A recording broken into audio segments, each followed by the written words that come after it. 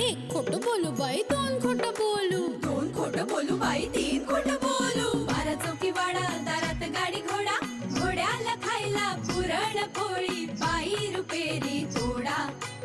आडबाई आडोनी आडाचं पाणी काढोनी, कळशी भरते सोन्याची सून थोरा मोठ्याची. असं सासर नको ग बाई, नाव नुसतं मोठं, नाव नुसतं मोठं, ज्याचं लक्षण भारी खोट.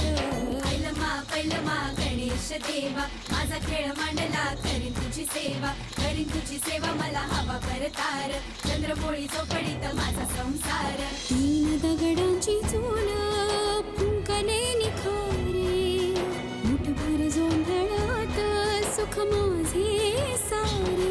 नांदा सौख्य भरे, नांदा सौख्य भरे, नांदा सौख्य भरे, नांदा सौख्य भरे.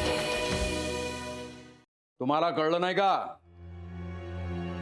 तुम्ही निवडलेला हार तुमच्या हाताने तुम्ही स्वानंदीच्या गळ्यात घालायचा. ठीक आहे, देते.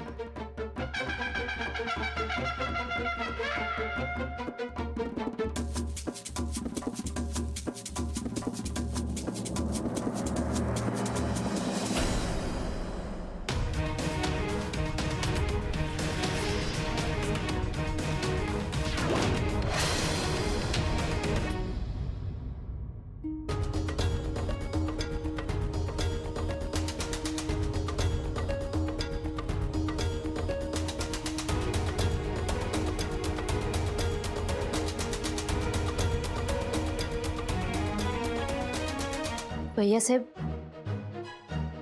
लहान तोंडी मोठा घास घेते, पण बोलू द्या मला. हार निवडायला तुम्हीच आधी सांगितलं होतं. या सगळ्याची आधीच कल्पना द्यायची होती ना. ही कसली विचित्र थट्टा आहे तुमची.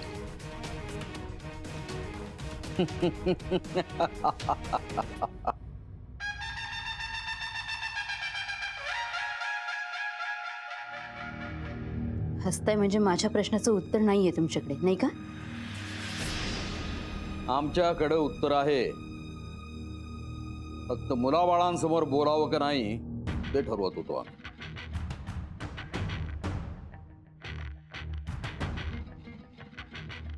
बोला, जे काही बोलायचं असेल ना ते बोला.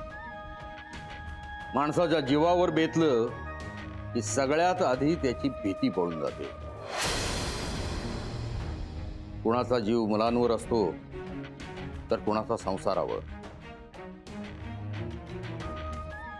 आणि त्याच्यावर बेतलं की बायका चवताळून उठतात.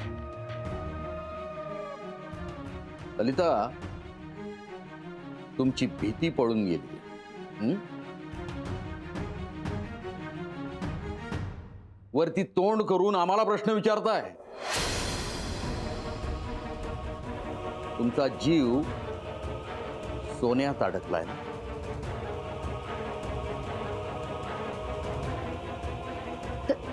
तसं नाही भैयासाहेब, पण तुम्ही आधीच कल्पना दिली असतीत ना तर बरं झालं असतं. तसंच निवडलं असतं ना.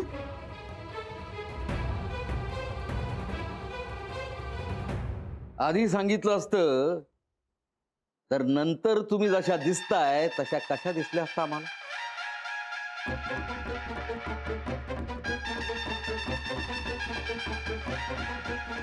म्हणजे वत्सलाने तो हार आवडला म्हणून नाही, तर कमी भाराचा म्हणून उचलला.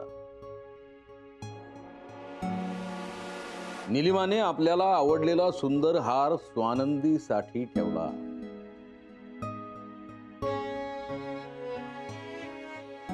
आणि स्वानंदीनं तर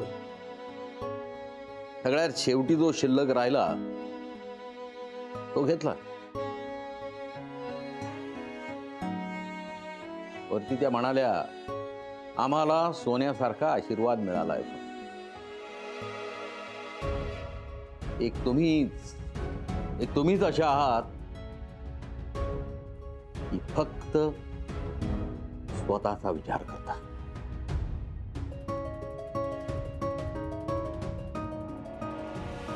नाही पण मला ललिता,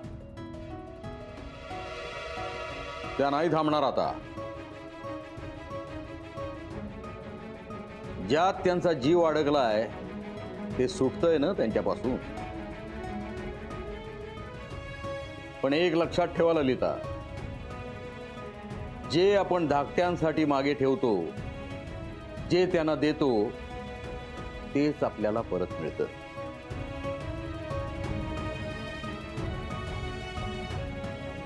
मग ती वागणूक असो, संपत्ती असो, माया असो किंवा विचार असो,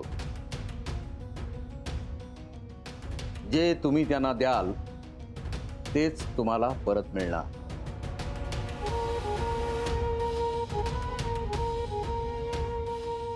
हाच नियम आहे आणि ही जगराटी आहे आणि तीच आम्ही पाळली आहे. आमच्या सोन्यासारख्या लेकी सुनांना आम्ही सोन्याचे दागिने दिले. जे तुमच्या नशिबात होतं ते तुम्हाला मिळालं. तुम्ही धाकट्या सुनबाईंच्या गळ्यात आपल्या हाताने तो हार घाला.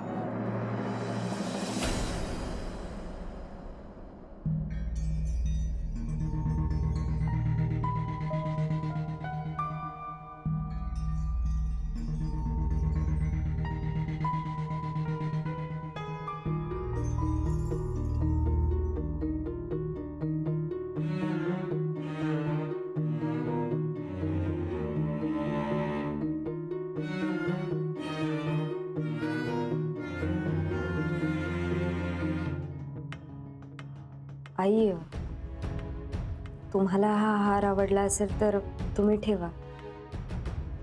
नको, राहू दे तुझ्याकडे. तुलाच जास्त शोभून दिसतोय.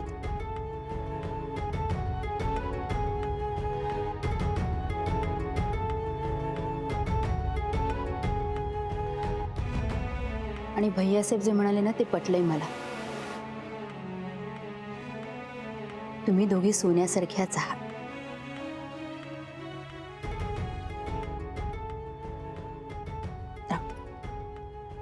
निलिमा, तुझा हार बघू ग.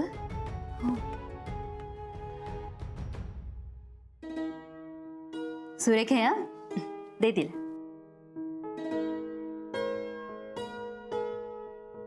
आणि तू खरंच ग्रेट आहेस. बघ किती पटकन हसलीस तू. थांब, तुझा ना मी हसरा फोटो काढतो. थांब, आपण ना सेल्फी काढूया सगळ्यांचा. सेल्फी काढू? येस, चल चल. हा चल, चला या सगळे उभे राहा.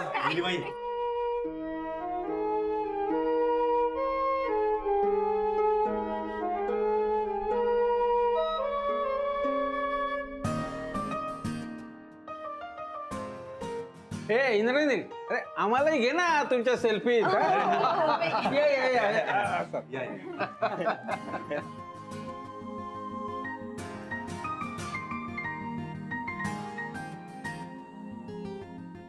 आता आपण आपला काढूया. तुम्ही पण असा हार दाखवा ना छान सगळे. बायको, जरा हार मिरव मस्त. हा, हे तुम्ही चांगलं नाही केलं भैयासाहेब. मी राबले या घरासाठी, संसारासाठी, आणि दागिने देताना माझ्याशी डावपेच करणार. दागिन्यांसाठी मी काहीही करू शकते. दागिने हा माझा वीक पॉइंट हे सगळ्यात जगाला माहिती. मी तो हार तर मिळवीनच, पण तुम्हाला सुद्धा नाही सोडणार. ललिता जहागीरदार म्हणतात मला.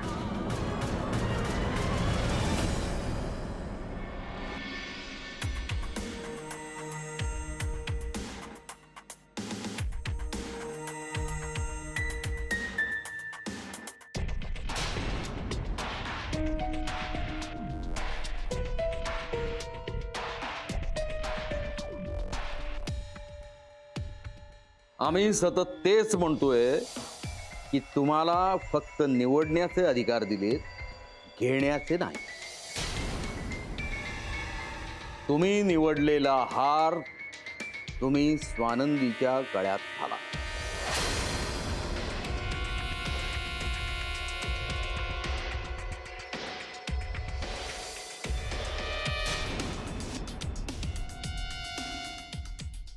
आई चला झोपायला. चला म्हणजे मी कुठे जाणार आहे? मी इथेच झोपणार आहे. नाही आम्ही सगळे इथे झोपतोय, तुम्ही झोपा तुमच्या खोलीत. नको, बेडरूममधनं भैयासे पुन्हा बाहेर काढते. नको. अहो नाही काढणार, मी बोलले त्यांच्याशी. विसरलेच होते मी. तुझं सगळं ऐकतात नाही का ते? नाही नाही तसं ललिता, अजूनही तुमचा तोच विषय सुरू आहे. तुम्हाला आमच्या निर्णयाचा राग आला हे कळतंय आम्हाला. भैयासाहेब राग नाही आलाय, वाईट मात्र वाटलं. माझ्या घरातच माझी किंमत राहिलेली नाही असं वाटायला लागले मला. तसं असेल तर वाईट वाटून घेण्याचं काहीच कारण नाही. एक तर तुमची मुलं आणि सुना इतक्या गुणी आहेत की तुमची किंमत राहणार नाही असं कधी होणार नाही. तुमच्या शब्दावर घर चालतंय आणि ते तसंच चालावं. पण शेवटी प्रत्येकाला आपापल्या योग्यतेप्रमाणे मान आणि प्रेम मिळत असतं. हेच ऐकायचं बाकी राहिलं होतं आता. आई स्वानंदी थांब, नको बोलू मध्ये. मी सासू सून आणि आई म्हणून किती वाईट आहे, नालायक आहे हेच आल्यापासून दाखवत आहेत ना भैयासाहेब. आम्ही कुठे काय बोललोय? जे आहे ते समोर येतंय. म्हणजे आपल्या वाट्याला काय येणार आहे ते माणूस स्वतःच ठरवत असतो. तो जे पेरतो तेच उगवतं आणि तेच त्याला पदरात घ्यावं लागतं. पण आतापर्यंत माझ्या पदरात कधीही अपयश आलेलं नाहीये. कारण तुम्हाला माणसं चांगली लाभली. तुमची वागणूक कशीही असली तरी तुमच्या घरातल्या लोकांना ते कळतच नाही. कारण त्यांच्या डोळ्यावर तुमच्या प्रेमाची पट्टी बांधलेली आहे. आणि ज्यांना ते कळतं त्यांना तुम्हाला दुखवायचं नाहीये. आणि तरीही मुला बाळांसमोर सतत तुमची फजिती होतीये, पाण उतारा होतोय. याचं कारण तुमचा मूळ स्वभाव वाईट आहे. असं फक्त तुम्हालाच वाटतंय, बाकी कुणालाही तसं वाटत नाहीये. ते बोलणार नाही कारण त्यांचा तो स्वभाव नाही. माणसाचा स्वभाव हेच त्याचं नशीब असतं. त्याचं भविष्य त्याचा स्वभावच घडवत असतो. स्वानंदीच बघा ना, त्यांचं व्यक्तिमत्व कसं बावन कशी आहे. त्यामुळं त्यांना सगळं मनाजोगतं मिळत असतं. ठीक आहे ललिता, तुमचं नशीब तुम्ही तुमच्या हातानं घडवता हे उद्या तुम्ही स्वतःच सिद्ध कराल. आम्ही उद्या सकाळी तुम्हा दोघींना पुन्हा एक संधी देऊ. बघूया तुम्ही उद्या स्वतःला सिद्ध करताय का. काका हे सगळं करण्याची म्हणजे मला सतत आईंसमोर उभं करण्याची खरंच काही गरज आहे का? तुम्हाला काही हरकत आहे का? मी तुमच्या शब्दाबाहेर नाहीये, पण तरी आपण उद्या सकाळी बोलू.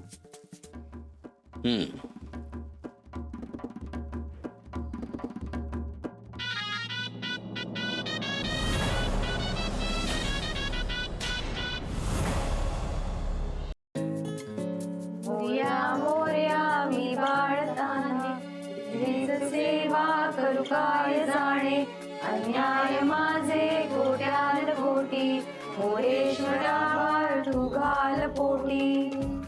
गणपती बाप्पा मोरया मंगलमूर्ती मोरया.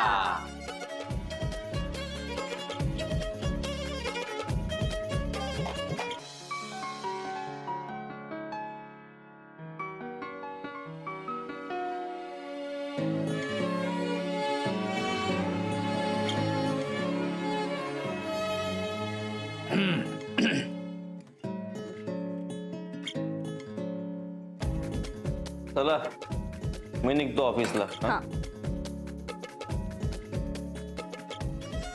संध्याकाळी करूया ना विसर्जन? हो मी आल्यावर करूया मग. हा निरंजन पण असतील ना विसर्जनाला? माहित नाही काका, कारण ते त्यांना नवीन काम मिळालंय ना, त्याच्याच मागे आहेत ते. आज पण सकाळी लवकरच गेले. बर. हो, डबा भरते. हा, हा घेऊनच जा. हो. चहा देऊ का रे गोडभर? नाही नको नको, गोटभर म्हणता म्हणता खूप चहा होतो दिवसभरात. भैयासाहेब तुम्हाला? हा द्या अर्धा मला. अरे काय शोधताय तुम्ही? माझं एक महत्वाचं पुस्तक सापडत नाहीये मला. स्वानंदी, मला नाही माहिती. तुम्ही ना आजकाल खूप वस्तू हरवता. ऑफिस मध्ये एकदा चेक करा. अगं स्वानंदी, यांचंही एक पॅकेट मिळत नाहीये. म्हणजे सकाळी निघताना खूप शोधत होते ते. मला म्हणाले कुठल्या तरी महागड्या फुलांचं बियाणं आहे ते. मी म्हंटल संध्याकाळी येऊन शोधा. मी काय काय करणार? आणि आपल्या वस्तू त्यांना व्यवस्थित ठेवायला नको का? वहिनी माझं पुस्तक नाही सापडलं तरी पण चालेल. आधी पाकिट शोध. नवीन काम सुरू झालंय दादाचं, ते महत्वाचं आहे. अरे मुलांना माझी ही रुद्राक्षाची माळ मिळत नाहीये कुठे. काका त्या बायकांना सांगा, त्या लगेच शोधतील. बरोबर आहे, पण असं नुसतं सांगून फायदा नाही. आधीच नकाराचा सूर धरलाय बघ दोघींनी. हो थांबा मी शोधतो. नाही नाही, तुम्ही जा कामाला. आम्ही सांगतो यांना. काम करून घेण्याची एक कला असते आणि ती जमते आम्हाला. ओ डबा दे. नीलबाळा हा जरा थांब रे. बसायचं चहा घ्या. मी काय म्हणते, मला सोडतोस का रे? तुम्ही कुठे निघालात? अरे यांना जरा बघून येते ना. संध्याकाळी येते विसर्जनाला. हा भैयासाहेब, जाऊ मी? हा जा तुम्ही, संध्याकाळी या. हो हो नक्की. पची मावशी, माझी माझी बॅग घ्या ना फक्त प्लीज. हो देते. नमस्कार. अरे राहू द्यावर. चला शुभम भवतु. या. येते. या. ए मुलीनो येते ग. ललिताला सांगा. हो चला. ए येतो ग काका, येतो. बाय.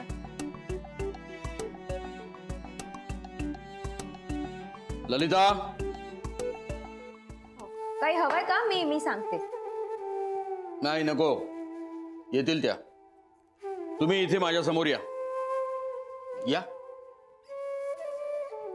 तुम्ही, या ललिता. अशा समोर या दोघी जणी. काय झालंय? आम्ही घरून येताना देवीची एक चांदीची छोटीशी मूर्ती आणली आहे. साधारण एवढीशी असेल आणि त्याखाली शिरखेड असं कोरलंय. ती या घरातच आम्ही लपवून ठेवलेली आहे. तुम्ही दोघींनी ती शोधायची. संध्याकाळी 7 वाजेपर्यंत जी कोणी ती मूर्ती शोधेल, आम्ही असं म्हणू की तीच खरी हुशार. भैयासाहेब, काय बालिशपणा आहे हा? आणि काय आजमावताय तुम्ही? आणि यांनी सिद्ध काय होणार आहे? माणसांची पारख कशी करायची ते आम्हाला कोणीच सांगण्याची गरज नाही. लहान सहान गोष्टींमधून माणसांना आजमावता येतं आम्हाला. दिवसभर शोधाशोध करत बसण्यापेक्षा मी आत्ताच मान्य करते, स्वानंदी हुशार आहे. जी कोणी ती चांदीची मूर्ती शोधेल तिला आम्ही आशीर्वाद म्हणून ही हिऱ्याची अंगठी देऊ.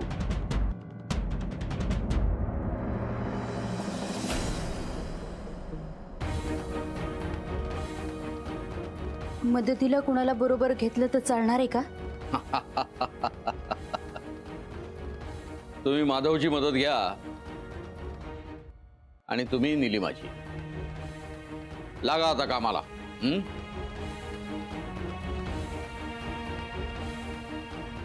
बाळ तुम्हाला काही सांगायचंय का?